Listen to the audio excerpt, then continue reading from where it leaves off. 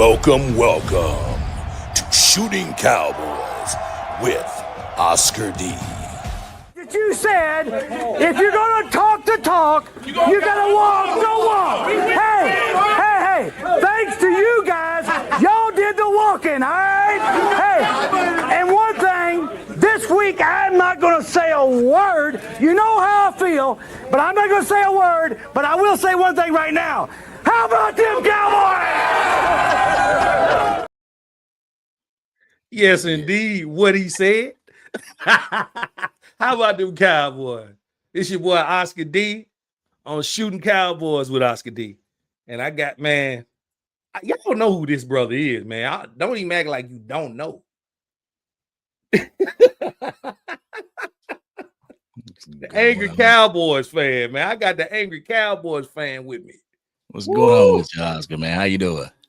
Man, listen, I'm doing great. And you know what I'm doing even better? Looking at how interesting the NFC East is becoming. Oh yeah, man. With that loss, with the New York Giants win and the Philadelphia Eagles loss, it done shook the NFC East up something crazy. Oh, yeah, they definitely shook them up. Cause I'm not gonna lie, I repped the Star all day. But Thursday night, I might have been a Giants fan, man. For I admit it. I was in there cheering. Absolutely. I think Cowboys Nation was just secretly, they were Giants fans for the night, just to get that win over the Philadelphia Eagles. Yeah, we needed that. They need humble pie, man. You know, I know y'all won the Super Bowl. I don't know. I just think that some people don't know how to take, they don't know how to take success. Nope. And once it happens, it's like, oh, I don't know what to do with it. And I actually watched a video. Is a New York Giants fan, and it was like, out of the NFC East, which one is the most annoying fan base? And you had a couple Dallas Cowboys, but it was a majority Philadelphia Eagles. I was like, wow, the New York Giants don't like the Eagles like that. Listen, my wife is a Steelers fan, and she doesn't like the Eagles. She doesn't like the Eagles. She can't stand them. They choose violence. Like, yeah. They absolutely do. I'm like, if the Dallas Cowboys were to ever win the Super Bowl in my lifetime, and I would go, I'm going to the parade, but I hope I don't see people burning Dallas down, people flipping cars and destroying street lights and all that stuff. I'm like, nah, man, come on. Yeah, it's not that serious, man. Come on now. Wait your turn. Like, you had people up on street lights in Philly, setting cars on fire. I'm like, man, like, this is what happens when y'all get a ring, boy. Y'all better expect the NFL to not give y'all that opportunity again. Yeah. Because you guys choose violence. That's the first choice. Violence. I've never understood. I was sitting in the room with some Eagles fans when Dak got hurt the first time. And they were so happy. They were cheering, and I'm like, dude, what? What, the one with the ankle? Yeah. Oh. Like they're cheering. What? Oh, yeah. You're definitely gonna have Eagles fans cheering, but that game at MetLife Stadium, like, it was so quiet you could hear a pin drop. Yeah. Like, everybody was silent when he was down there. And that was the time where Jason Garrett had become the New York Giants head coach. No, offensive coordinator. And it was nice to see, McCarthy out there, but Jason Garrett come over and see how Dak's doing. Everybody just, they show mad respect. Yeah.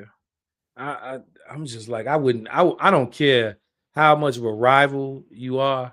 I would never celebrate someone getting hurt. I can't do it. Nah.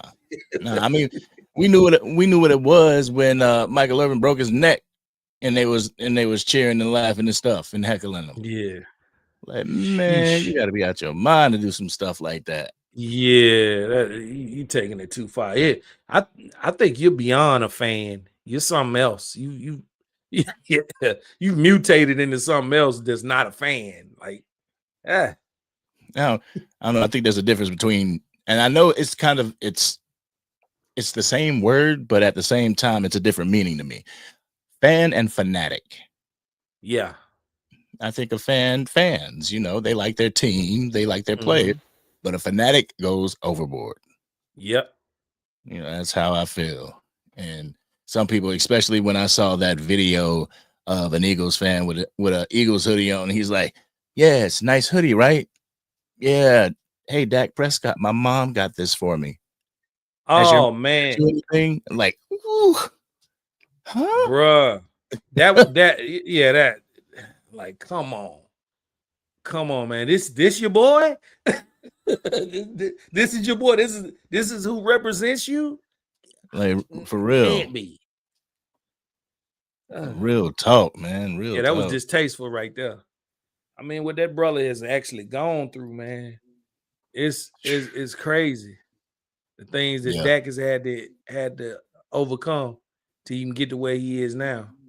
Absolutely, man. Absolutely. Like, mother, brother, like, I lost my brother recently, so I kind of know how that feels, but definitely different. I appreciate you, but definitely different circumstances. But just to have that feel on as well as your mom, this man has overcome a lot, and that's why it kind of ticked me off when who was it? James Jones said that he faked that hamstring injury and gave up on the teams. Like, bro, that dude ain't giving up. Nah, he ain't giving up at all. I don't see quit in him. He'd have quit a long time ago. For real. Like, if there was quit in him, it would have been like Dak Prescott would be with a different team. Yeah. If it was all about him and his accolades and stuff like that, he would be with a different team. Yep. But it's all about pushing the star. It's all about pushing the guys in that building to, achieve that number one goal, and that's the championship. I would like to know how you feel about what Shady McCoy said about him in terms of Spitgate. Where he says that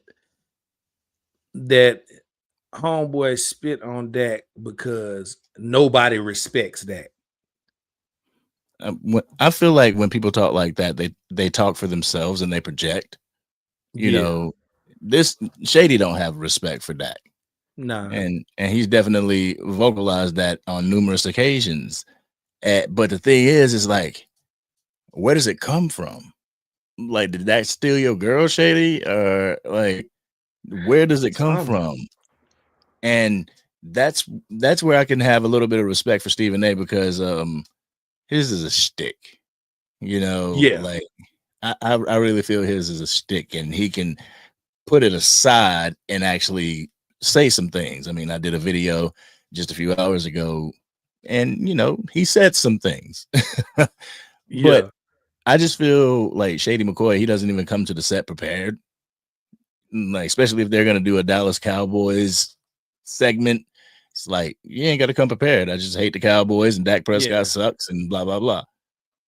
Yeah, because he went too far with this. Oh, Dak is ass. Like, come on now, that's not professional at all to call somebody that. That's something you do at in private at the barbershop, but you don't do that on national TV. Yeah. I've never known anyone to be called something like that on national TV. Like, they didn't say that about Sanchez, Mr. Butt Fumble. Oh. They didn't talk about him in that way. Yeah, I heard the recent events of that, and recover up, but handle your business. Yeah, please handle your business. But yeah, man. So what do you think about this upcoming game? Okay. I don't want to get too full of myself. I'm never gonna underestimate a team, but I just feel like we gonna pulverize these boys.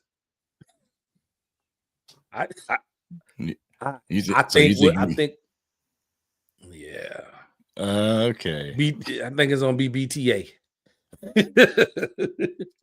I strongly feel that if our defensive front can hold Rico Dowdle, then they can hold Rico Dowdle, get pressure on the quarterback. Sacks are great, but get pressure on the quarterback. Mm-hmm. And I believe Bryce Young is going to have a little bit of trouble because he has trouble processing. Yeah. Especially when the game's the coming out of a defense is a mile a little minute. on to something. I think they're on to something because they were coming around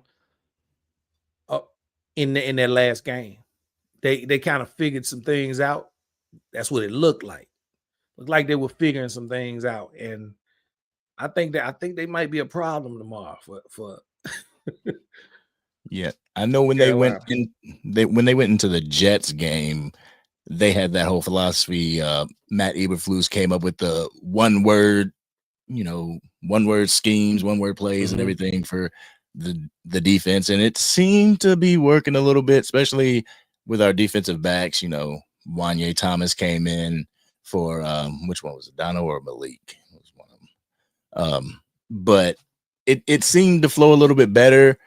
And I know people look at Breece Hall and what he was able to do, but when he gashed us, it was like gashing us on their own 40. So they would eventually punt the ball anyway. Yeah. So like, yeah, he might have got over 90 yards, but they weren't really impactful. No, nah. it was like the concept of garbage time scoring to me. It didn't affect us as much at all. Like garbage time, I did like there's specifics when it comes to garbage time. Like in that type of situation, you're down and you're not gonna win. Yeah, you're it's garbage time. But if you are going into the fourth quarter or 3 minutes left in the fourth quarter, you're down by 3, and you're just trying to fight, get yours to fight back, and you don't win, I don't consider that garbage time. Like you're fighting to win the game at that point. Yeah, you got to fight. You night out. Hey, I didn't see any fight. I hate to go back to it, but I didn't see any fighting them Eagles on Thursday until the end of that game. It was no fight. It was. Ooh, that was brutal. They didn't score in the second half. There's frustration in the building. Oh yeah, there's definitely dissension. AJ, I mean, he's speaking at in that code. point. Yeah, he's speaking in code now. He's at that point, and you go back and you look at the all 22s. There was a few passes where people were overthrown and passes weren't complete. There's talking heads now talking about how off Jalen Hurts is, how inaccurate he is. It's like, you think AJ wants out? If things don't change, I could see him wanting out. Yeah, I think it's too early to say. I think he just wants change. Yep. Because they got the tools, but Kellen Moore is gone, right? I mean, even with Kellen Moore there, it was a run dominant team. Yeah. And they really didn't get their touches. And here it is, year 2, new coordinator, and the new coordinator is kind of like spamming the run, because this is what we're good at. And the wide receivers are getting angry. I mean, Devonta Smith is angry as well. So it's only a matter of time. Either they fix it or they're gonna go on a historical slide. Whew, yeah. They didn't drop 2 in a row. This is I think this is a must win for us tomorrow. I treat all the games before the bye a must win. Yeah. Because when you go after you go out of the bye, you got some pretty decent talent that you got to face. Yeah. And if I got to drop any games, I want those games, you know, I don't want to have to lose games after the bye after I done went like what 1-3 before the bye. Mm-hmm. Nah. Yeah, we need these next 2 games for sure. We definitely got to get take JD down. I want to put the clamps on Rico Dowdle this week. That's yeah. that I don't is want to. the Yeah, goal. we don't want to look past him. Yeah, Yeah, because he's talking some trash, man. That's the thing. I don't want to look past him. Like right now, we got the Panthers, but then right after, Jaden Daniels. Do you then think Rico Dowdle's salty? You think he's salty? I mean, I don't like free agency. It ain't like they dealt you in the middle of your contract. Mm-hmm. It's free agency, and you went with the bigger number. They offered you a deal, but you just went with the bigger number, and it actually being close to home. Yeah, he didn't really come off as salty to me in that interview. I mean, he said we need to buckle up, but he didn't say it in like a super arrogant way to me. And then I love how Dak responds to things. The press conference, they had asked him about it, and he was saying, that he actually texted him right after that big game he had last week and told him, good job. And dude was like, appreciate it. He was like, we cool. I love him. It's my brother there. So, hey, it's all good. Yeah. That's how I look at Rico Dowdle, because I wanted to re-sign him to the Cowboys, but they didn't. Yeah. And I'm like, good luck wherever you go. And then he ended up going to the Panthers. And then the schedule came out. I was like, oh, yep, we got to play the Panthers. So good luck to you, except for that game. Doesn't it always seem to end up like that when a player leaves, we end up having to play them? They end up going somewhere. I was honestly surprised they didn't have the Seattle Seahawks on our schedule this year too. Because losing DeMarcus Lawrence, letting DeMarcus Lawrence walk out to the Seahawks, yeah. Yeah, but everybody talks about Rico Dowdle's revenge game on the Cowboys, but also Jadeveon Clowney is from Carolina as well, so it's his revenge game against the Carolina Panthers. Yep. So I'm looking at the report here, man. Ooh. We got the injury report. Some riddling injuries here, man. Yeah. Yeah, I got it right here too. But there's a lot of questionables. Yeah. But on the bright side, like Tyler Smith, he's questionable, but during the Jets game, he was in pads on the sideline. Yeah. Like I was wondering, he was limited all week, so yeah, he may play. And maybe that whole limited situation is all right, we want you to save it for the game. We know what you're capable of. Mm-hmm. They did that to already know Tyron what you're gonna Smith. do. Yeah, they did that to Tyron Smith the last couple of years he was a Cowboy. Limited his snaps in practice. We already know. We know what you capable of. So yeah. What about what you think? You think Bland gonna play? He's questionable too, but what is it? Bland's foot? Shoulder. Oh, shoulder. Yeah. I mean, he was limited this week. I would think they'll probably test him out. And Trayvon Diggs was limited as well. Yep. But the good thing is you get Kalen Carson back. Don't know if they're gonna put him on game time roster, but hey, you get Kalen Carson back as full participant throughout the week. Wednesday, Thursday, and Friday. Yep. Yeah. And so that's a nice look. Oh, Clowney was full participant on Friday. He's like, yeah, I'm playing. Yeah, for real. Y'all are not stopping me from playing. And look, I mean, you on Cowboys.com. He's still in his Panther gear with his headshot. It looks like it looks like Guyton. It looks like Guyton should be playing. He was full participation Thursday and Friday. Mm-hmm. Yeah. Yep. So you got Tyler Guyton back. And the boy James Houston. Oh yeah, James Houston playing. Oh yeah. They've been saying his name too much Yeah. around Cowboys headquarters. He playing. Yes, sir. And he trying to make an impact. That boy is a problem out there. Yeah. Man.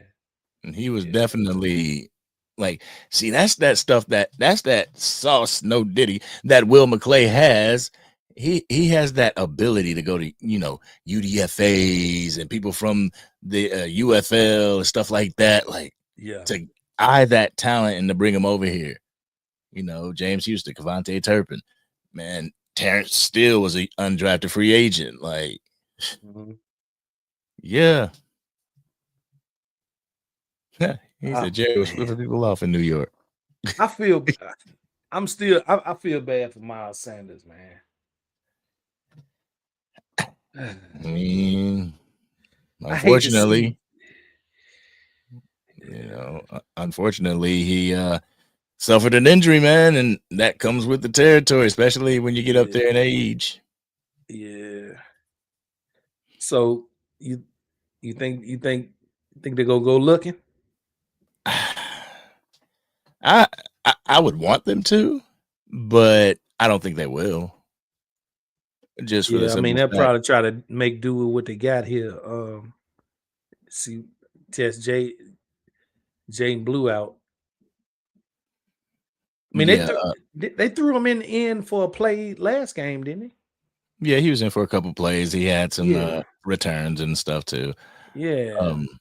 But I just feel that excuse me. I just feel that there are a number of question marks when it comes to the running back room. And those question marks, like, for one, is it enough what we have? We got Javonte Williams, Jadon Blue, Hunter Lipke, and Phil Maffa will be coming back soon. And between the three, Blue, Williams, and Maffa, you have your thunder and lightning right there. Yeah.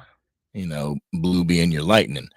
So it's like, do we need a veteran? No, because people were questioning why Miles Sanders was on the team, at the start of preseason. Yeah. So we have that veteran presence in Javonte Williams. It's a wait and see. And Williams is a violent runner, man. Hey, when it looks like he should be going down, he's about to get about 3 or 4 more yards, like every time. Like, it's crazy how it's hard to get him on the ground. That's a good thing, man. Yes. A great center of gravity. You can just bounce off defenders. Like, has more than one trick in his bag. Like, I was kind of skeptical when it came to Javonte Williams after Rico left, but I have pleasantly been quieted. Yeah, I didn't think much either. And then, wow, I mean, he's been impressive so far. He and Dak, Dak has been playing out of his mind. Man, Dak. The thing is that healthy Dak does this. Yes. This ain't nothing new. Nope. Maybe he's new to the ones that didn't believe in him, but like, in a healthy season, Dak Prescott balls. And the only thing about it now is it seems like he has more toys to play with now. Yeah. Than before. He's got more to, because let's keep it a buck. They tried not to say it, but we got 2 number ones. Yeah. Lamb and Pickens are number 1 receivers. Like, both of them are. Yep. Yes, they are. And I know I had some people saying that they should sign him, like get it over with, get it done. But it takes two to tango. And Yep. right now we don't know, like the wide receivers really don't know what the market is. And Nope. nobody wants to be that first person to set the market, like, because it's like, Nope. am I setting myself too low? So they gonna end up waiting till next season. I mean, Jerry Jones does have the option to franchise tag him, but it doesn't stop you from making a deal either. Yeah. So, and that's a great problem that I would love to have as an owner. And I feel like I sure hate that Lamb is out, but it is giving him an opportunity to show what he can really do when he doesn't have to share it with Lamb. And Right. he's proven that he can hold it down. Yeah. He's holding it down. Yeah. And I mean, his supporting cast is really good too.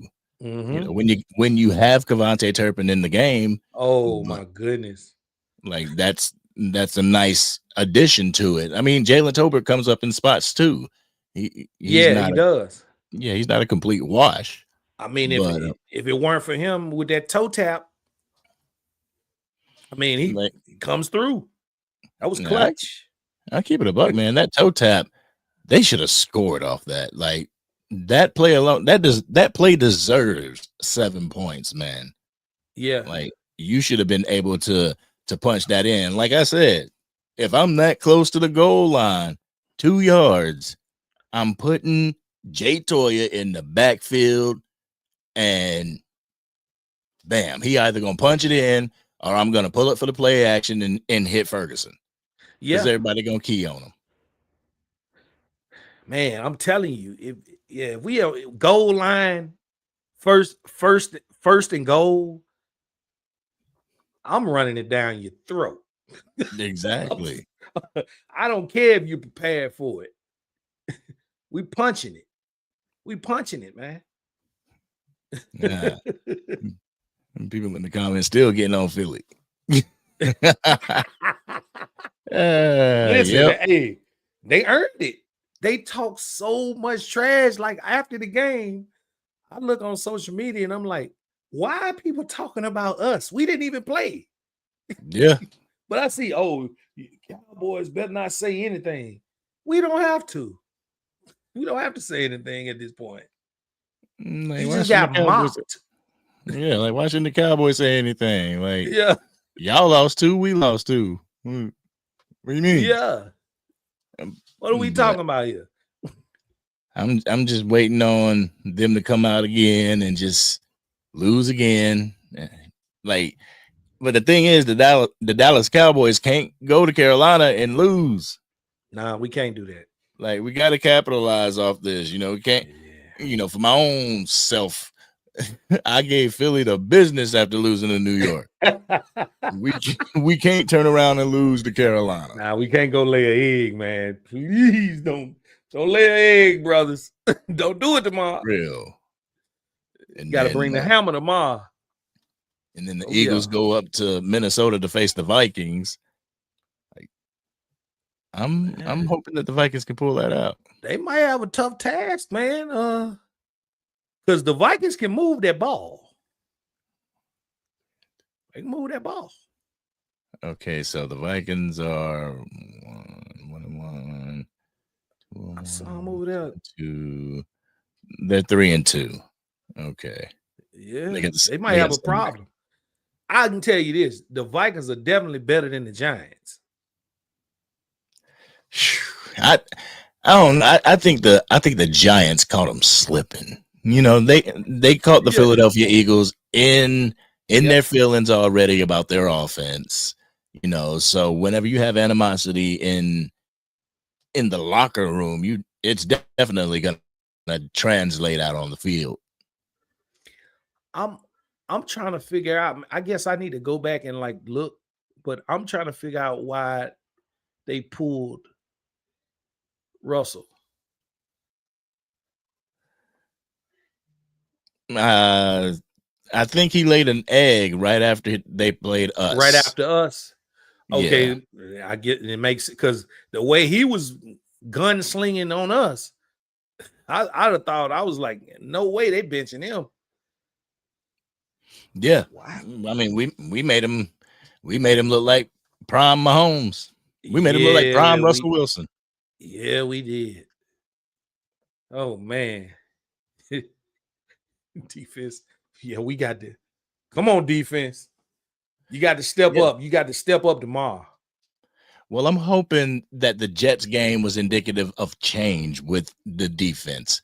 I'm hoping that the Jets game was just a step in the right direction. Now we come out against the Carolina Panthers and show more. You know, we gonna be all right, but I don't want my team. You know, I don't want our Cowboys going in there saying, "Yeah, it's the Panthers. We gonna be all right." They ain't nothing. No, let us say you're gonna be all right, but y'all need to be in panic mode. Yeah, treat it like the playoffs. Yeah, and treat every game like the playoffs. How do you feel about the culture? Me personally, I feel like the culture is going in an upward direction now. See, that's a tricky thing to talk about because everybody talks about culture, but what is our culture? Yeah, that's a good question. It's hard to say. What I'm seeing a little different this season, and I don't want to talk too soon, but it seems to me as if the players are a little bit more focused on gameplay than just having a star on their helmet. Because before that, I mean, remember we had one guy that's no longer with us that had a podcast, that wanted to do a podcast when he should have been looking at tape, looking at game film. Yeah, should have been looking at game film instead of rendezvousing with his now quarterback. Yeah, man. Kind of weird, huh? Looking back on that, that's like, wow, bro, the writing's on the wall. And I mean, I even had angry Cowboy fan family members saying that, like, when it happened, they were like, yo, that don't look good, man. Nope, it didn't. Man, that looks like Jordan Love is trying to recruit Micah Parsons, and bam. And I knew it was a problem when he asked him about the top quarterbacks, and he didn't even mention his own quarterback at the time. Yeah. Like, what? You didn't mention Dak? Was that before or after Dak went out to his injury? I'm trying to remember. Because if it was after, I understand. I don't think it was afterwards. And actually, before too, before Dak Prescott went out, he went out in the 8th game. We were 3-5 in that game. We had Dak Prescott on the sideline saying we effing suck. Yeah, so it's like you kind of want to keep it real with your audience, and he kept it real with his audience. He did not list his quarterback. Because I mean, I look at what happened while he's on the Green Bay Packers now when they met in midfield, how he interacted with him. Like, bro got mad respect for Dak Prescott. Yeah, he does. He definitely does. Yeah. Well, I mean, why wouldn't you? He's a respectable guy, man. Yeah, from the way he presents himself on television and all the charitable work and things like that, he seems like a very stand-up dude. I haven't. And they tried to flip it on him in that first game. They're like, oh, they tried to say that. They tried to justify that guy spitting on him. Oh, he spit on the ground towards him. He can spit on the ground. Dak spits all the time. If you pay attention, he spits all the time. Yeah, it was banter. He was talking, but dude, you're a grown man, professional athlete. You don't go up and spit on a man. No. I don't care what he says to you. You you or if knew he what you were spits on the doing. ground. It's the Yeah. ground. You gonna come up and spit right on that man's chest? Oh nah. He knew what he was doing. He knew the stakes. I mean, it's the at the fork in the road. Fork in the road for him. He chose the wrong path, did Yep. what he did, and people try to justify it like, bro, he was almost 5 yards away from Jalen Carter. On Yeah. top of that, Jalen Carter was on the opposite side of the football. Like he should have been He on didn't even have his Eagles business side of over the there. football. Yeah. He's He had almost no in our business over there. yeah, he's almost in our huddle. Yeah. Like, so I'm sorry. Yeah, that's like you know, coming to a head-on collision and somebody swerves over in your lane. You know what I'm saying? Like Yeah. he was in my lane. Yeah. But man, I'm here to see it. I'm here to see the dysfunction. I'm here to see It made my the skin the crawl when I fallout. saw that.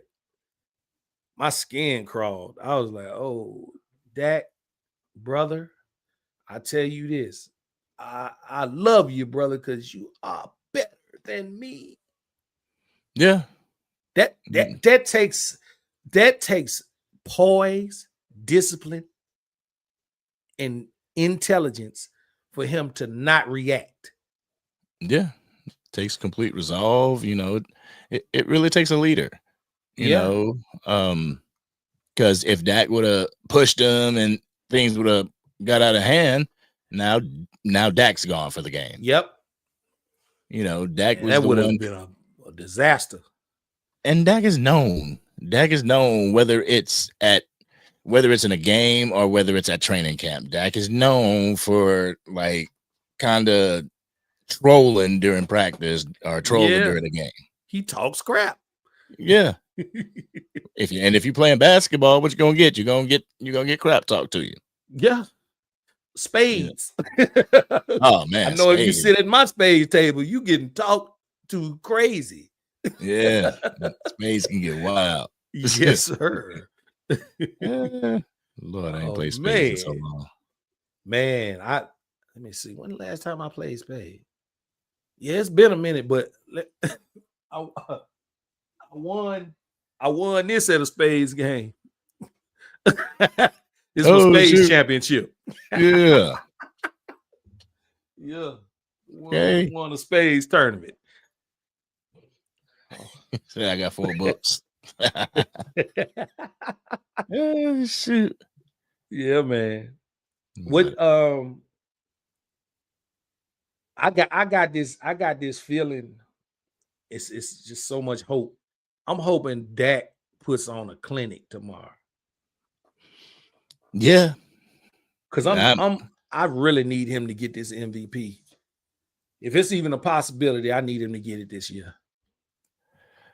Man, I want this Dallas Cowboys team. I want them to prove everybody wrong and prove themselves right. Yep. Like they know what they have, they know what they're capable of, they know the standard. And I just want to see them, you know, really show everybody what the standard is out on the field. And in turn, get to the playoffs, you know. Yes. I would really love to see that, even for Brian Schottenheimer. First year coach, everybody, including the fan base, counted him out when he was hired. You know, really didn't give him that opportunity until they started seeing things come together. And you know, that's the bad thing about that first initial reaction. Hold back your reaction because there may be something cooking. And I believe with Brian Schottenheimer, we were able to put together the Avengers. And I know that Matt Eberflus is a question mark right now. And I just feel that it all comes with time. It all comes with repetition. You know, doing the plays, knowing the lingo and the language. Like, things are going to come together. I think this might be a good time for us really to step up and make a point, prove a point, because this season is different. I can't really look at a team and say, oh, I know they're going back. They're going to the chip. Yeah. Who you might have thought would do that 2 weeks ago? They're not looking like that now. Yeah. I mean, yeah, it's up in the air. Yeah, like definitely now since the start of at the start of the regular season, the people that they had pinned to, be the top teams aren't really looking that hot. Nope. Baltimore You're Ravens was automatic. pinned to be a top team, Yep. and You're thinking the Chiefs. You're thinking the Bills. You're thinking the Eagles. Yeah, Eagles going right back. I don't know. yeah. I mean, any team is gonna yell out repeat, but it takes a real champion to repeat. Yeah. And I just don't like, with all the turmoil and animosity in-house with the Philadelphia Eagles, I just don't see repeat in their blood right now. Can they bounce back? Yeah. Yeah, absolutely. They could get right back on track, but I don't think it's gonna happen. I'm hoping it don't happen. Yeah. I'm hoping it don't happen. I mean, now I don't know. Is it me or do you? I feel like their coach is kind of immature. Yeah, I've heard that Nick Sirianni has that slappable face, but yeah, because I've seen him when do you see coaches talking trash to the players on the opposite team? Like, come on now, that's for your players to do, not you. I mean, like the opposite team, I get. Yeah. Opposite team's fan base. Nah, man, you better just keep it moving. Don't you holler at nobody. Yeah, it's crazy, man. Yeah, like I don't want my players nor my coaches yelling at fans on the way through the tunnel. Nah, bro. Nope, because somebody gonna say something to tick you off, and you're gonna want to do something, and they're gonna sue you, and it's whole what to do. So nah. I gotta ask you about Flipgate. Flipgate. What's Flipgate? There's so many gates now, it's ridiculous. Good old Jerry. Oh, okay. Man, and Jerry said I was trying to give him a thumbs up. I mean, he did give him a thumbs up at first, and then he just turned that thing. It's like, whoa, Jerry. I saw it. Did you see it from the new angle? Which angle somebody got it from a good angle because the way Jerry said that he was trying to give a thumbs up to some Dallas fans. There's a new angle where there was a Jets fan amongst them, and the Jets fan flipped him the bird first. Oh, so he did it, and that's why he pointed. That was a pretty expensive bird. What was it, $250,000? 250, man. $250,000 bird. Hey, I hope it was good. Dang, Jerry, you could have given me that, brother. Man, like you could have gave your coaches bonuses off that. Yeah, come on, man. Now you got to give it to the NFL. Like, come on, man, use your head. I think he forgot where he was, and I think that he's old school, so he's not thinking. People have their phone, they have cameras out, they're filming this. He didn't think for one moment that this could have been filmed. Man, you should know you are under a microscope. You're the owner of the Dallas Cowboys, man. Yeah, for real, like, bro, you know they're gonna find you. You know they're gonna find you. I'm not gonna lie. I must have watched that video over and over again and just died laughing. I'm asking, like, dang, Jerry, if you forgot where you was, but bro, you might want to chill out or let somebody else take over. Yeah, it might be time. Yeah, you flipping people out the box. Do we have to keep you home? You gonna say something out of line? For real? Do we have to take the keys away from you? Yeah, it might have to take the keys, man. Put them on punishment. We had to put him on timeout. Somebody need to. But you're asking the question about picking up somebody before the trade deadline. Yeah. And I know there's a lot of people out there that want to just burn through these picks that we got for Micah Parsons. Burn through them now. Trade for this person and burn through them. No, I mean, if there's this undeniable talent that you want to get and he's having turmoil within his camp, then by all means, use the picks. But I ain't going out there with the picks in my hand talking about, yeah, what can we do? What can we do? Like, nah. Yeah. No. Man, like we haven't even paid attention. I mean, there's some content creators out there that have paid attention to it, but as far as like the prospects coming out of the draft in 2026, does anybody know of anybody? We don't know that yet. Yeah. So letting college football play out, letting these young kids show us what they got, and then when the draft comes. But damn, don't let these picks burn a hole through your pocket. Yeah, nah, don't do that. I think, me personally, I think the focus needs to be on defense. Yeah. Yeah. We need a monster out there that can really can cause some disruption and give others an opportunity to do what they need to do. Because definitely if we putting pressure on the passer, if we really putting pressure on the passer and we're able to stop that run, it's just gonna open up more opportunity for Bland and Diggs to get back on board with these picks. I want to see Diggs become that ball hawk again. Yeah, I do too. But I feel like, and I asked the question when he first came back from injury, if he felt completely, if he was trusting in that injured knee, if he had all of his trust in it, if he wasn't babying it, I just wonder. And with the cushion that I see that he plays off of his opponent, I'm like, man, are you favoring that knee? Yeah, and then there's another question I have, and I hate to do this, but do you think he wants to be here? Yeah, you think he wants to be here? Yeah, I think he wants to be here.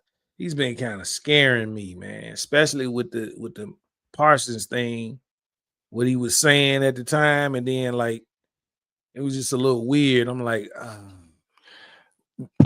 well, see, if you look at it like that, with the whole Parsons thing, the media and Jerry put Trayvon Diggs in the middle. Like the only thing Trayvon Diggs wanted to do, he was doing his rehab down in Miami. Well, Florida. I don't know if it was specifically Miami, but he was doing his rehab in Florida, and the media and the Jones boys in a press conference put him out there. Like, yep, Trayvon Diggs, he didn't show up, so we had to take this money from him. And Trayvon Diggs like, man, I'm doing rehab over. They want me to do rehab here, but I'm doing it over here, and I could be back on the field early. So what's the problem? So he was out there really, really defending his name, where Micah Parsons was planting his flag like, I'm not budging. I guess for me, it was the comments he made about Parsons, about him getting paid. He was saying good stuff about it, but it just, I felt like maybe he shouldn't have inserted himself in that. Well, I mean, when the media ask you the questions, they asked Dak Prescott the questions, and he gave his opinion on if Micah should get paid. And he's like, yeah, he should get his money. Yeah, it's just, I guess, of course, Dak knows how to respond. That's what what it is. He knows how to respond. He's what you call a media darling. He's intelligent, man. He knows how to keep it professional. He knows I don't think he plays it safe. I just think he just understands. I mean, I love watching him at press conferences, man. I'm like, man, that's my quarterback right there. I'm like, T.O., it's my quarterback. It's my quarterback, man. Yeah, I can see why they love playing with him, man. Like the team. I can see why they love his leadership. He's a good leader, man. Yeah. Even the haters say that. Even the haters, say he's a great leader. Like the haters out there, if they say that they wouldn't accept Dak Prescott on their team, they're lying. Like if you didn't have your current quarterback right now and Dak Prescott was available at the talent that he is showing right now, you mean you wouldn't take him? No. Yeah, right. Okay. Yeah, sure. right. Sure. Hey, what's going on, Angie? What's going on, Carlito? Especially in this state, the way like I said, the way he is playing right now, he is a general out there. Yeah. Like he is picking these people apart. Like when they try to rush, he's getting that ball right out of his hand immediately, and they're looking stupid out there. He got them looking stupid. Hey Keith, what's going on with you? Yeah, I mean, that's when you know you have a franchise quarterback, when he is at his best while under pressure, when he's at his best on the run. Dak Prescott is one of the most accurate quarterbacks on the run, getting flushed out of the pocket. So that right there that, pressure bust pipes, and that ain't happening with that. Yeah, and I've noticed too this season, on top of the fact that he trimmed down, he got cut up more. He seems to be in way better shape. He seems to be more powerful, and he's definitely confident in using his legs. Yeah, something that I didn't think would happen with that type of injury. You would think he'd never be confident, but he's running like it didn't happen. But he's also not forcing balls. He's not forcing those passes like he would do from time to time. Yeah, Dak's he's seeing the field much better. The field much better, going through his progressions and reads. But another important thing that you have to point to is Connor Riley and Clayton Adams and their job on the offensive line and keeping Dak Prescott clean for the most part. Like their schemes that they have the offensive line conducting has kept Dak clean, has opened up lanes for Javonte Williams. Like, I believe in this offense and the coaching staff that it has, like this is a recipe for something great. The defense just has to catch up, and they have to catch up quick. Yeah, it's looking like it's shaping up to be something special, man. That defense, if that defense can catch up, oh man, we might be looking at something epic. I'm not even talking about next year. I'm talking about this year. A lot of people are like, oh, they're gonna be this and that. No, this year. The season is young. Yeah. And it's looking like it could be taken at this point. The season is young too, but I think where that comes in is like the the expectation.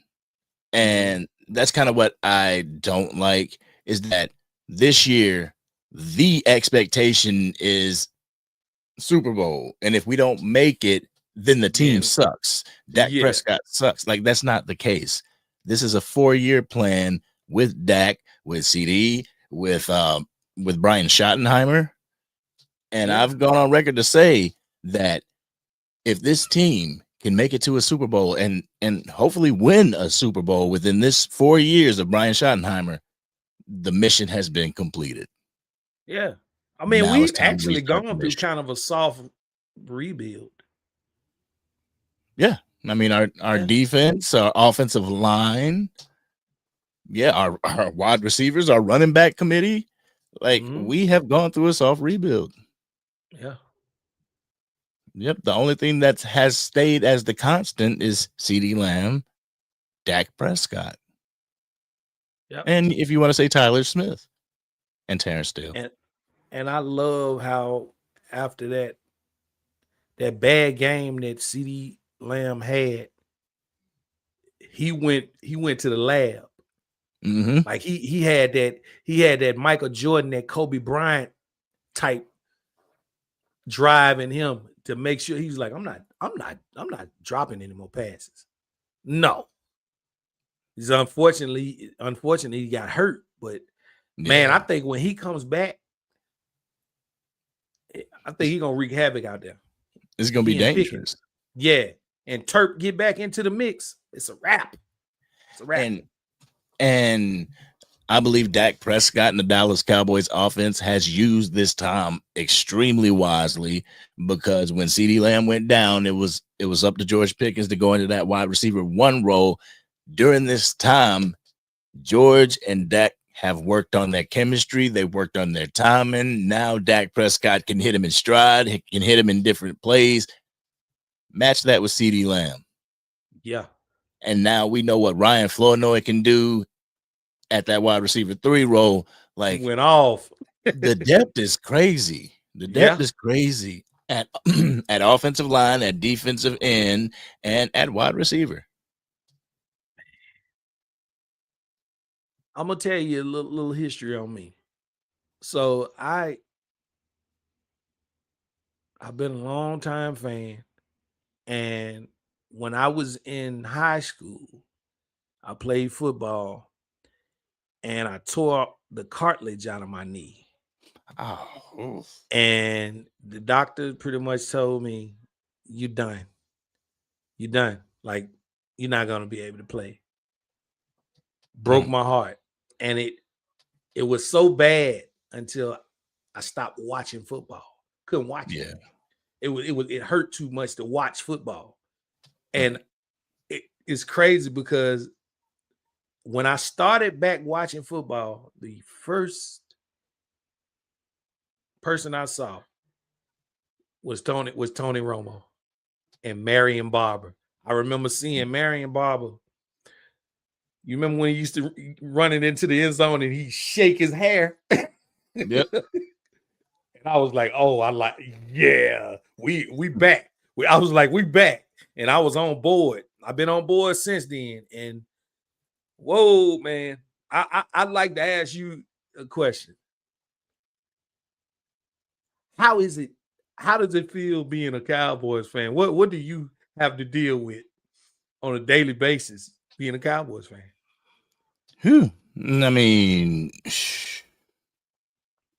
a lot of the times you do come across it. Like, if you're on social media, you're going to come across it automatically. But if you kind of separate social media, like if I hadn't gone on X today and I didn't make any content, I wouldn't hear what a hater had to say about the Cowboys. Mm-hmm. If I didn't watch a clip of First Take and then scroll down into the comments, I wouldn't have heard from a hater today. So it's kind of putting yourself out there as a fan, and you see these posts and everything, and you're like, oh man, they're going after my boys, man. I'm gonna respond,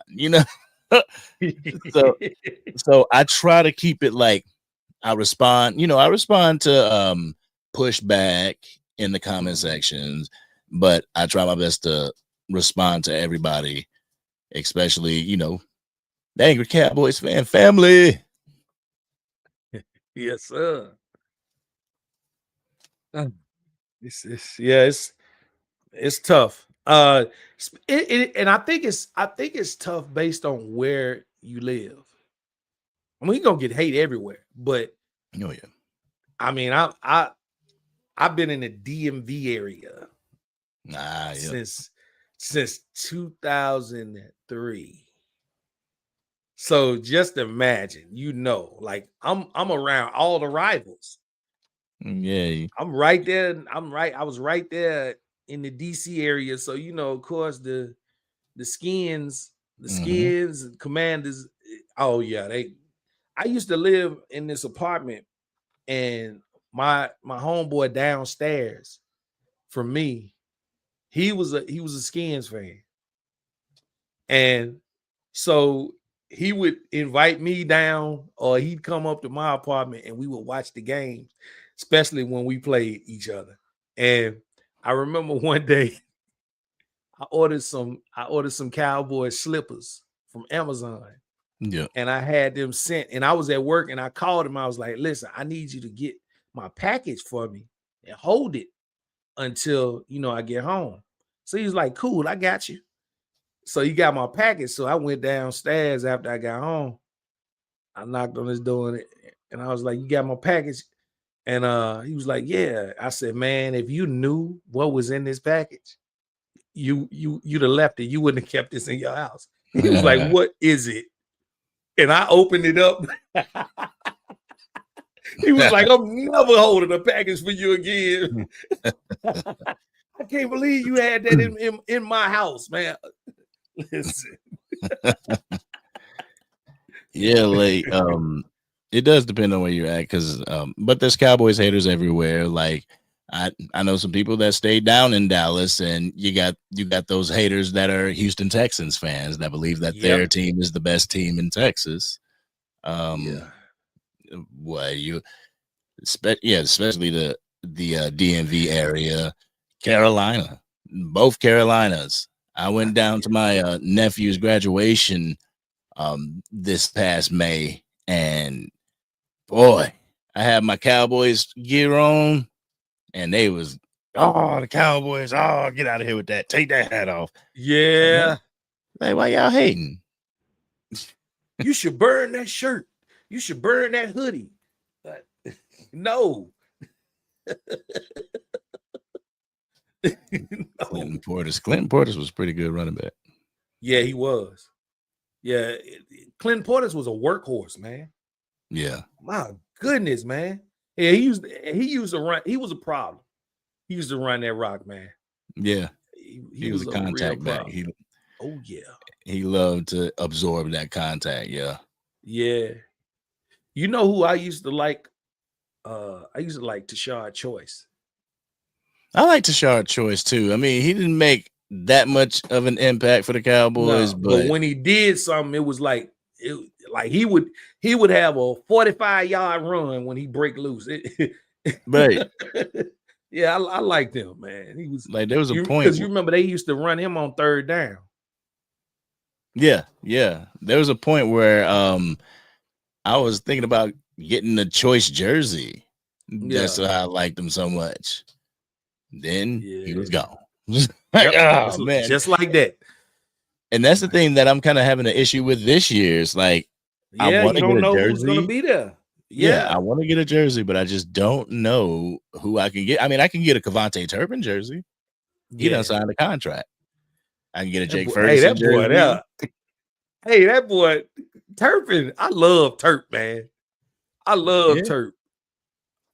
Yeah. Who's the oh my goodness, I can't remember his name, but I know you got it.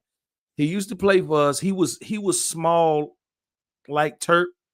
He used to do the returns. He ended up playing for the Giants.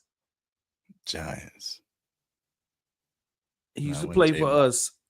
A few times he muffed some kickoff returns. Went to the Giants. Yeah, he ended up playing for the Giants. A says Sam Hurd. No, not Hurd.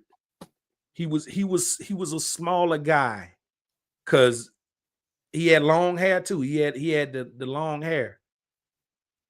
Huh. Oh my goodness. I'm drawing a blank. I can't. It's like, what was his name? Let me see. Yeah, he used to do kickoff return. They almost used him just like Turp. He wasn't as fast as Turp, but he was small, and like, I used to be a little fearful, because I'm like, if they hit him too hard, he gonna He gonna either get injured or he gonna fumble. Man, Man, who is that little shoot. dude, man? Hold Let me on. see. Well, you remember what year it was? I know he was playing when Romo was at the helm. Oh, is it? Let me see. Dwayne Harris. Yes, Harris. Dwayne Harris, yeah. Yep. That's him. 'Cause, you know, every now and then Harris will muff that ball, man. Hey, Thomas, way to go. Thomas and Carlito Cash. Hey, everybody saying Harris. Yeah, but Harris used to get them hit stick hits put on him sometimes. I'm like, oh man, no. Brian, hold on to the ball. I'm telling you, a lot of times I used to be like, please call fair catch. Don't try to run it, dude. I be catching myself during the game, like when the opposing team is in punt formation. Yeah. Like before they snap the ball, I'm over here talking about let him punt, just let him punt. Because they'll jump into that punter's leg. Yeah. They've had past years had a tendency on hitting the punter. Like, no, just let him kick it. Yes, please let him kick it, man. It's okay. Yeah, Lucky Whitehead reminds Thomas more of Turpin than Harris. Yeah, there's somebody on X that got Lucky Whitehead confused with Kevontae Turpin. I was like, bro, you do realize that ain't Turpin, right? It's like, oh man. And this is a big Cowboys fan too. Like, wow, bro, Turpin ain't that tall. No, Lucky Whitehead was tall and kind of a little stockier than Turpin. Yeah, Turpin's so fast though, man. Oh my goodness, he moves like lightning out there. I love it. I love when they run that like that sweep with him. Yeah. Oh man. I would honestly like to see more the end around that we run with Ryan Flournoy. Run that with Turpin. Yeah. Run that play with Turpin. You ain't catching him. No, you are not walking him down. It's not happening. There you go. Y'all done help me. Thank you, chat. Thank you, Oscar. I appreciate you. Y'all done help me. I'm getting a Kevontae Turpin jersey if I can find one. Yeah. Yep. I'm getting a Terp jersey. Man. Yeah, you on the money with that one. You're on the money with a Terp jersey. Let's see. Is Kevontae Turpin 9?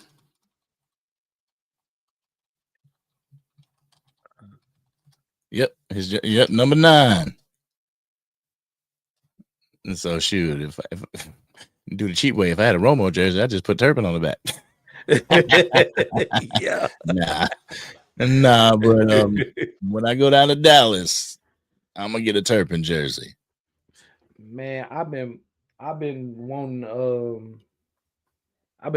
Romo to be on the staff for years now. Doing in some capacity. His mind is so good for this game, man.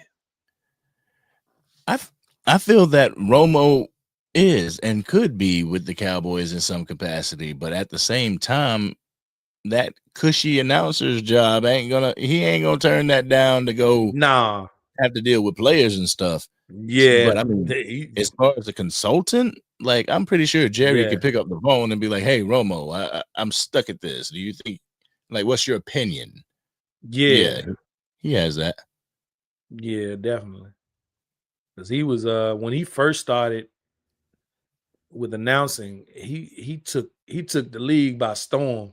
Everybody was talking about him because it just seemed like it seemed like everything was scripted because he just called it out. Well, this is what's going to happen. That's how good of a quarterback that man is.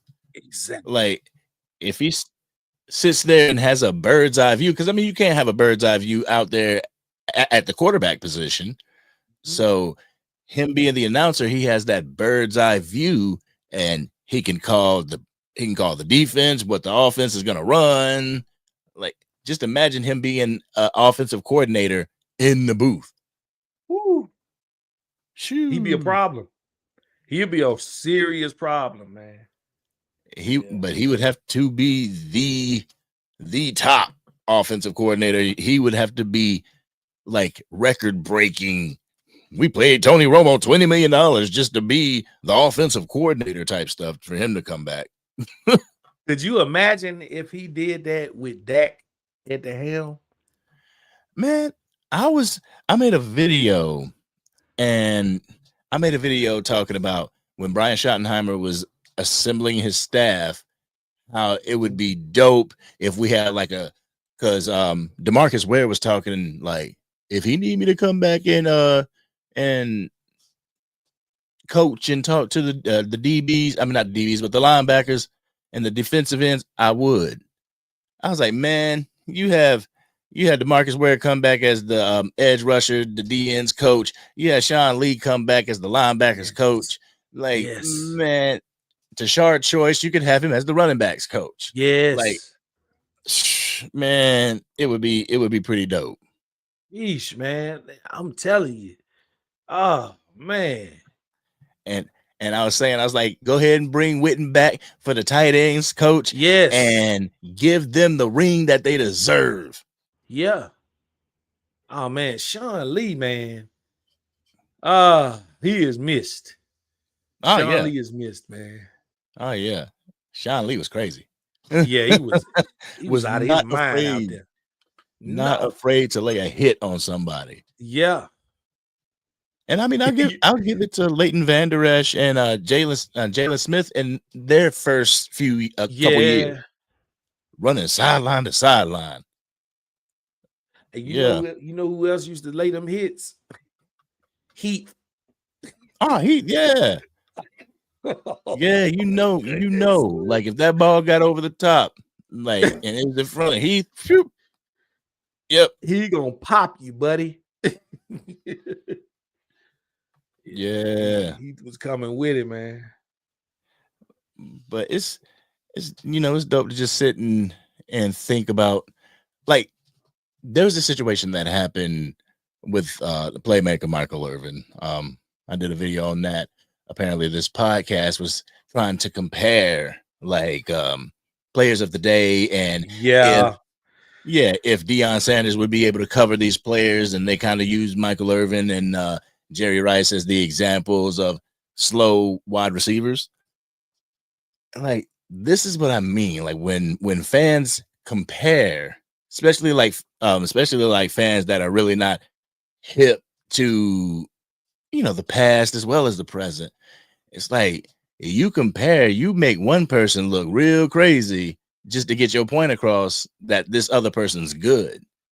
Like, you talking about slow with Michael Irvin. Do you realize he's one of the most accomplished wide receivers in history? Yeah, what is he talking? What is this guy talk? Wasn't he talking to Brandon Jacobs? I didn't even give the podcast the satisfaction of watching it.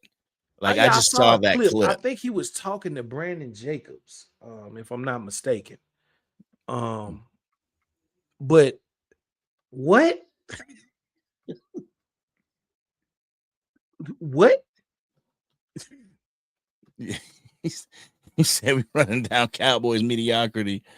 I mean, see, my thing is this: like, people would call us mediocre, with the 3-12-5 seasons. Some people wouldn't call us mediocre, but I feel like that shows consistency.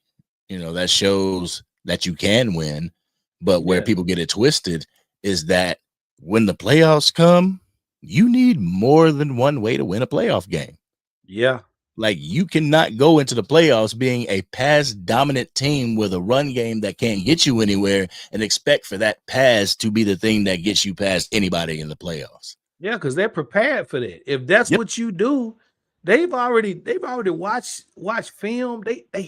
they're ready for you. And everybody knows that when it's playoff time, everybody turns it up. It like it's a switch that goes off. And unfortunately, it just seems like our switch never goes off. You see what I'm saying? Like we get there and it's like, what? But my thing is we go into the playoffs heavily reliable on the pass with nothing to back it up, no plan B. And people wonder why we stumble and fall. It's because they do everything in their power to stop the pass and make you beat them with the run that we don't have. You know, and in the playoffs, if they're gonna scheme like that, they obviously have a nice run stopping defense. Yes. So they're gonna stop you that way too. Like you need more than one way to skin a cat, you know. And then our defense needs to be scheming. We got to start coming with it. Like I'm gonna tell you, I would rather honestly get whooped than to almost win. And the reason why we didn't win is because of one or two technical things. Like that game in San Francisco where the ref got in Dak's way when he was trying to, like, a lot of people use that and they'll say, well, if it wouldn't have been for, and it's true, he was in the way. But why do we rely on things like that? We should have gotten the job done. We got to start putting teams away. Yeah. Like we did last week. We did exactly what we were supposed to do to the Jets. That's how you put away a team that's not that good. Right. You beat them into submission. I mean, the San Francisco 49ers, they were really good, but they definitely were. But in that game, the refs did it absolutely right. Like you are supposed to hand that ball to the ref. The ref is supposed to spot it. What the Cowboys did, they were holding on to the ball, trying to spot it themselves. No, the ref has to touch it before you can go. Yeah. The ref has to determine that everybody's on the line before you can go. Now you see how I said what I said. See, I was looking for excuse. That's guilty. That's that IQ for the players that they like the coaches. This is a drill that you go through at practice. Like this is something that you practice. You should have known to give the ball to the ref. I was so hurt, man, because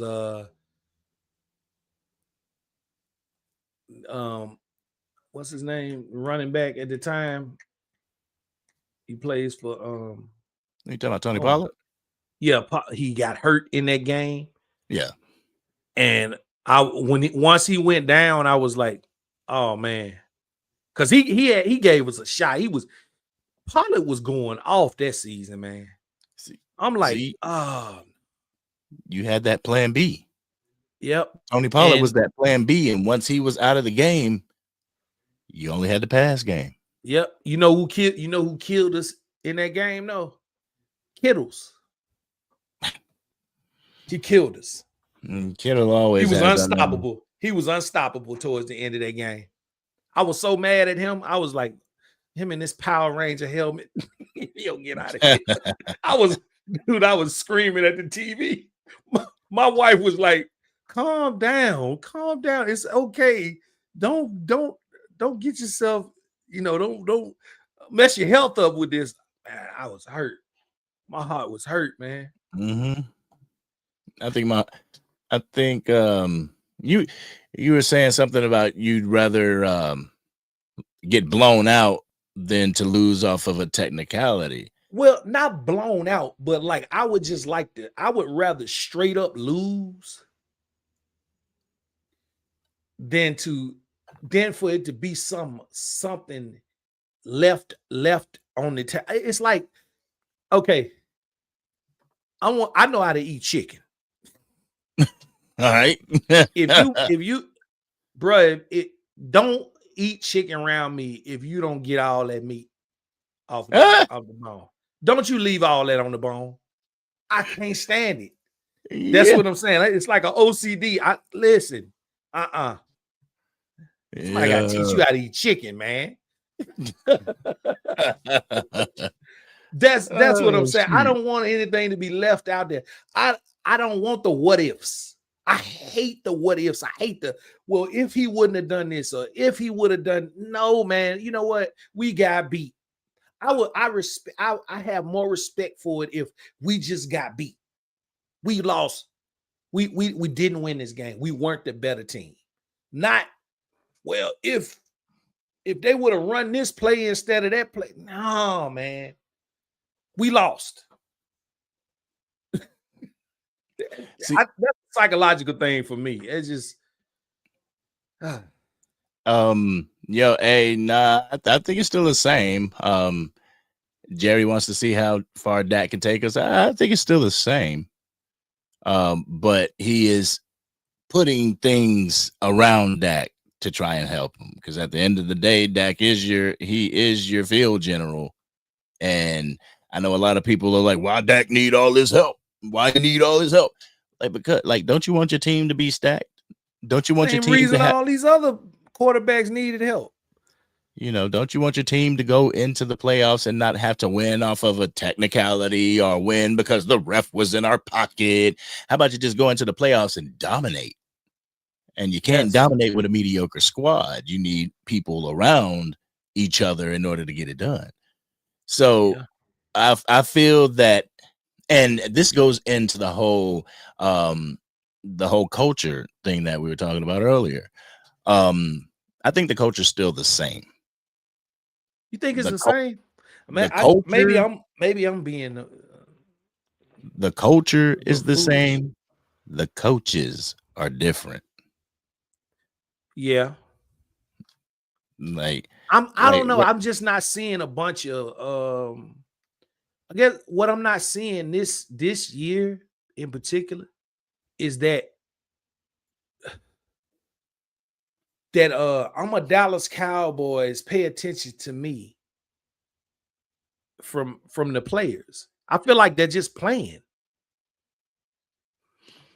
It doesn't seem like they're trying to get, like, usually it's always something where they're trying to get attention. It's like, remember when they had the chains, the boys, they had the chains. Yeah, they were all with the hot boys. They had the hot boys. And then, you know, just recently we had Parsons with the podcast. Like I said, dudes, you should be watching film, brother. Shouldn't be doing a podcast. We just lost. Yeah. You see how long it took for him to do a podcast after the Green Bay loss, but he ain't doing that no more. He said he's going to focus all on football. And it's like, dude, you should have been doing that with us. Right. I don't know why it took a trade to Green Bay for you to come to that realization. Maybe the fact that you don't have a market like you did down in Dallas. Nope. See, in Dallas, everybody's going to pay attention to you. But over in Green Bay, nobody's paying attention to a podcast. Yeah, I mean, I keep it real. I still believe that Micah is up there regretting his decision. Yeah. He's regretting his decision. Like, time will tell, too. To get out. Like, why do you talk me into this? Like, he ain't hit the first winner yet. Boy, the winners coming off of Lake Erie is a mofo. You think it you don't know what cold is yet. You don't know. Yeah, Dustin, Michael lost all kinds of money leaving the Cowboys. Absolutely did. Yeah. Nah, bro. He's in a potential situation. Like, if the Green Bay Packers end up falling off a cliff next year or something, and they're not talented, like, bro, you done fell into obscurity. For real. So I'm hearing that I don't know how true it is, but they were saying something about they were trying to keep Lamb, like out of a certain area because he's like adamant about trying to come back. I bet, man. That's the competitor, man. Yeah. You know, you play ball. There's a number of people in the chat that has played ball, and like there's been that moment where you just want to help your squad. You know, where you want to get out there and you just want to help your team. Yeah, I want him to come back, but I want him to come back when he's ready and he's not gonna re-injure it. Just be patient, brother. Like, cause we gonna need you.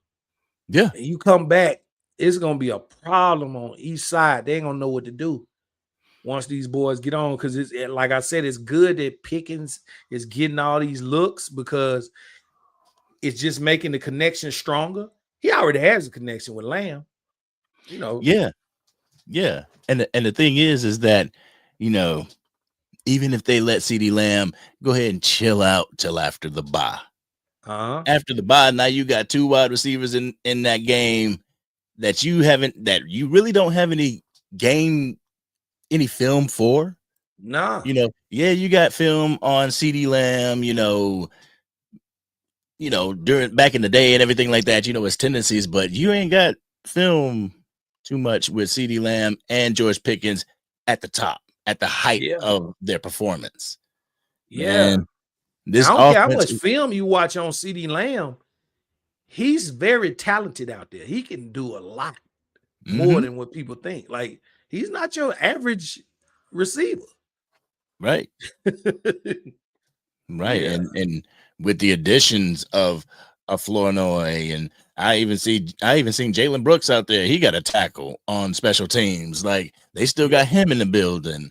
Like, there is a very talented group at the wide receiver position, including Jalen Tolbert.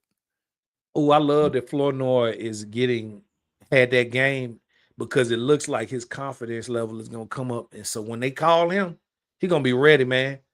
Yeah. He got some talent on him. This is a good problem to have Absolutely. all this talent like this. Absolutely. Yeah. Jerry rubbing his hands together right now. And when it's time to pay George Pickens, you better be rubbing those pennies together. Yeah. Yeah. You might have a real problem. If not. Great problem. Like I said, I said it last night. Like, I would love nothing more than to have that issue. My top players are my two number one wide receivers and my quarterback. You know, and coming in 2026, you don't have a multi-million-dollar contract that you have to write other than George Pickens. Yeah. So they really need to get that taken care of. I mean, I know it can't happen right now because Pickens he's going to want to know what the market is and see what other wide receivers are getting, but nip that in the bud as soon as you can. Yeah, man, we got to put something together for old Jerry, man. He got old now. Yeah, we got to put something together for Jerry, man. Oh, Jerry. But tomorrow it's going to be super entertaining. I'm looking forward to them shutting down Rico Dowdle. I'm looking forward to James Houston. He going to have a sack and a half. I think Kenny Clark going to have a sack. Donovan Ezeraku might get his first sack. So we're gonna leave with 3.5, 4 sacks tomorrow. Rico Dowdle only gonna have 65 yards running. What's your score prediction? What did I say yesterday? Shoot, I can't remember. I know it was like 34. I think it was 34-23. If I'm not mistaken, yeah, 34-23. That sounds like a good time out there. Yeah, it sounds like a good time. At the first of the game, it's gonna be close. You know, it's gonna look a little weird, and then it's gonna have that look to like, all right, Cowboys, what you doing? You keeping them in the game, and then second, third, fourth quarter just start taking off. I don't know if you notice this, man. Everybody plays us like it's the Super Bowl. Everybody does. Whenever they play us, it's like Every team's main goal is, oh, I see the Cowboys on our schedule. We're gonna play our best when we play them. Absolutely. It's the biggest stage to play on other than the Super Bowl. Yep. So they get their 60 minutes of fame, and it's all good. So they definitely gonna bring their A game every single time they play. Mm-hmm. Even last year, with the 7-10 record, people were coming in like you saw how the Saints beat us in the first of that season. Oh, They were celebrating. They had a parade and then went on a losing streak. That game. Oh, dude, I was in my feelings. I don't recall yelling that much. I was. Oh, yeah, they did us dirty. It did us real dirty. And it was back-to-back session. Like Green Bay did us dirty, then they did us dirty. Oh, it is nothing like losing a game and then seeing that boy Bubba Dub. Trash. he throwing jerseys in the trash can. Come on. See, I can't do that. That's that Skip Bayless stuff. I can't do that. I'm not doing that, man. I don't care how disappointed I am. I'm not throwing the gear away, man. Yeah, I was at the point. I was like, man, I'm gonna burn. I was heated about Michael Parsons. Like, I'm about to burn that, but I'm like, nah, man. Let me go ahead and keep it. Yeah. Let me go ahead and keep Parsons' jersey. But 34-23, it's gonna be nice. Let's see. Pickens, get Pickens a tub. Javonte Williams gonna have a tub, but I think this is gonna be a ground and pound.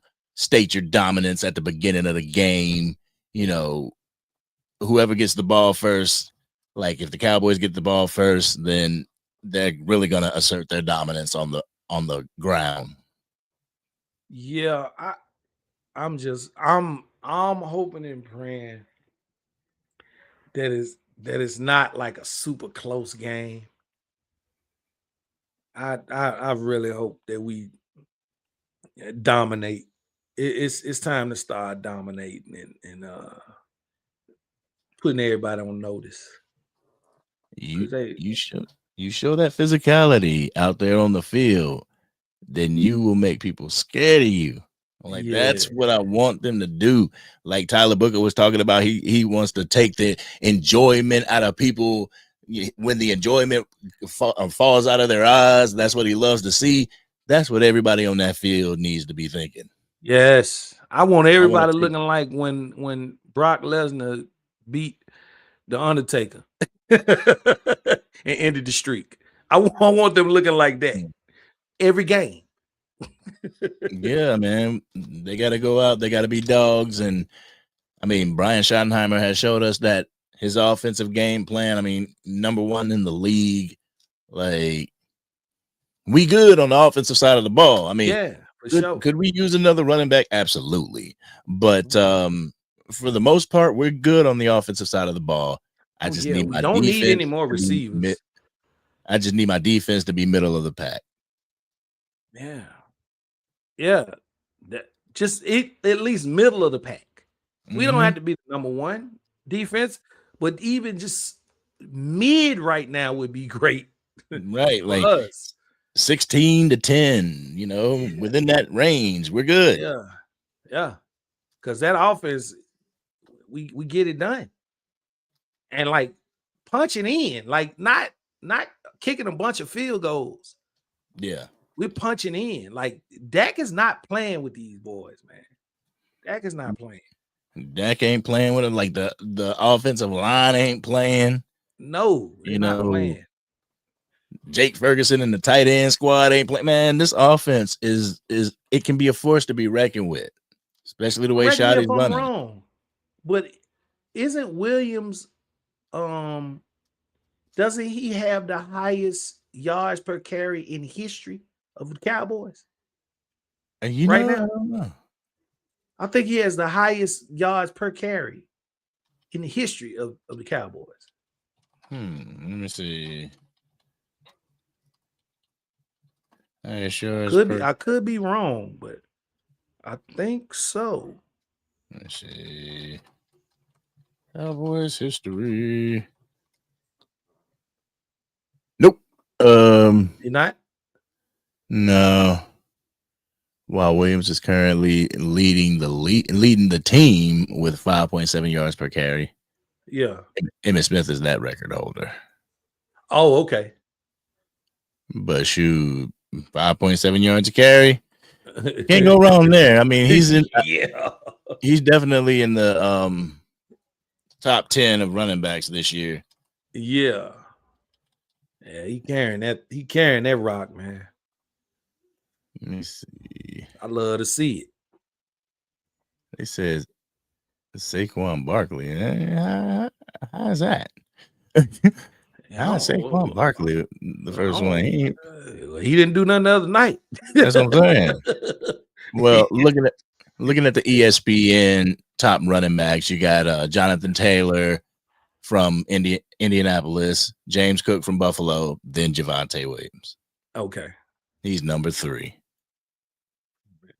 Like, bro, wow.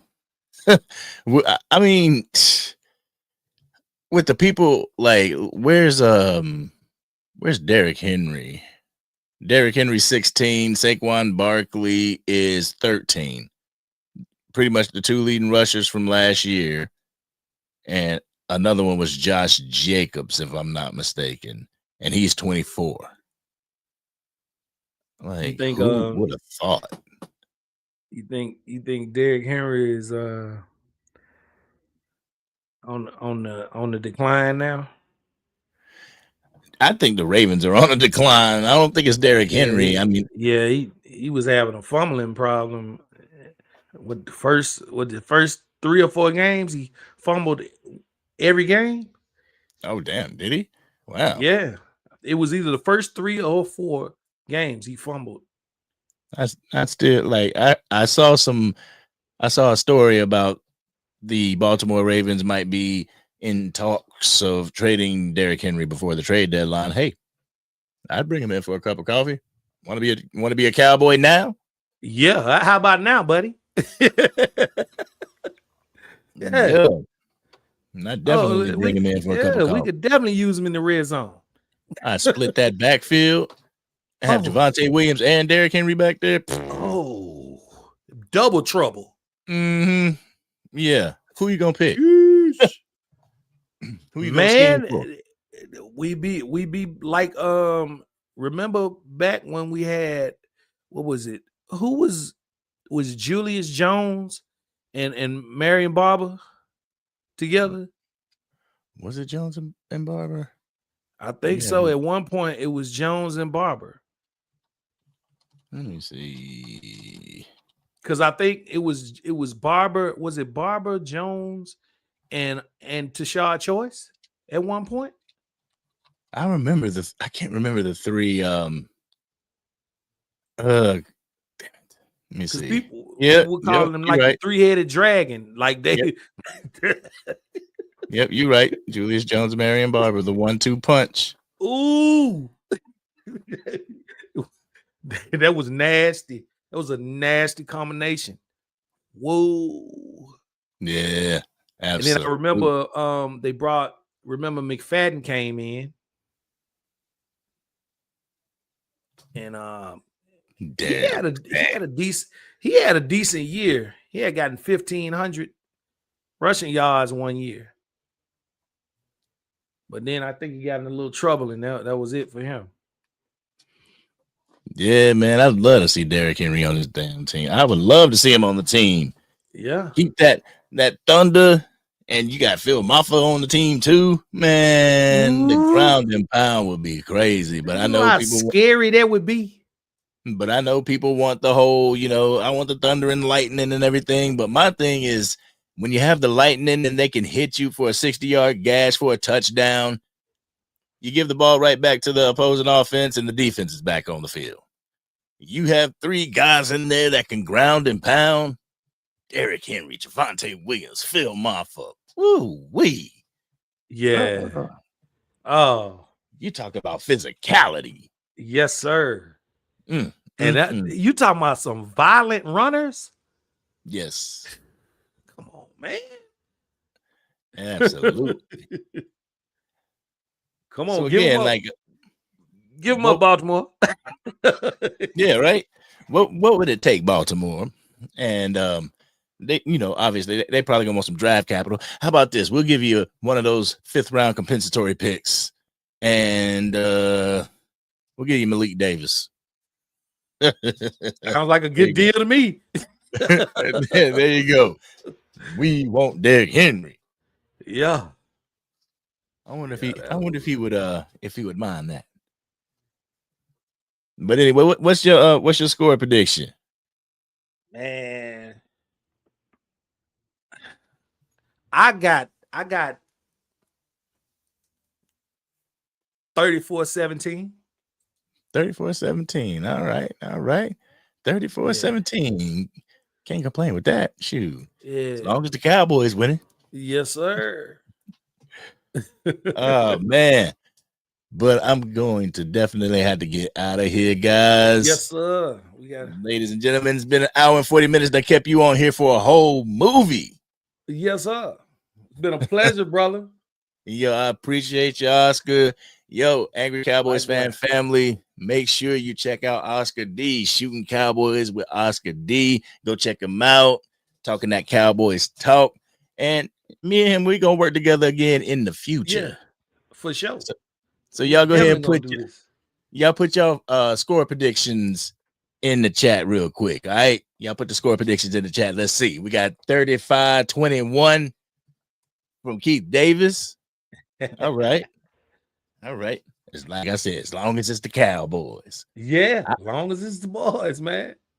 I hope we stomp a mud hole, y'all. I do. I'm telling you, and walk it dry. And walk it dry. I'm trying to see people's whole souls taken away from them. They whole demeanor down in Carolina. I want their heads hanging low by the time they leave that game. I want them going to the parking lot in the third quarter. I want Petey Pablo sad. Yeah, I want them going to their cars in the third quarter. I want Joe Milton in the game in the fourth quarter because we leading by 30. Hey, I'm gonna tell you something that happened to me. I was on the Beltway one night. This was years ago. This was when the Skins played the Steelers, and the Steelers was whooping the Skins so bad on Monday Night Football until they put Leftwich in. Mm-hmm. They were whooping them so bad until when I was on the Beltway, I saw a fan leaving that had left the stadium.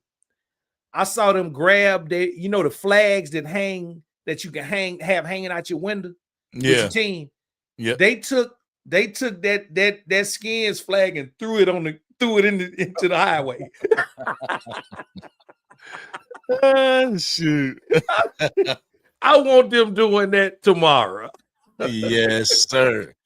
Yes, sir. Jerry Betts 41-17. Oh, yeah, I like that. We got Montana 35-28. Charles said Madden 26-1, 24-3. Hey, Jeremy Betts, I like the way you think, buddy. Yes, sir.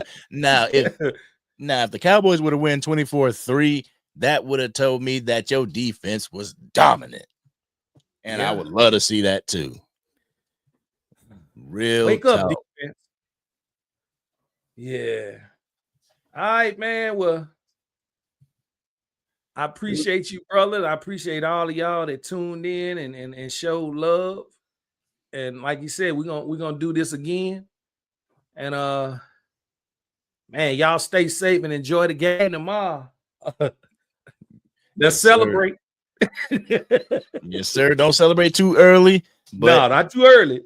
If there's cause for celebration in the fourth quarter, don't hesitate to pop your bottle early. That's right.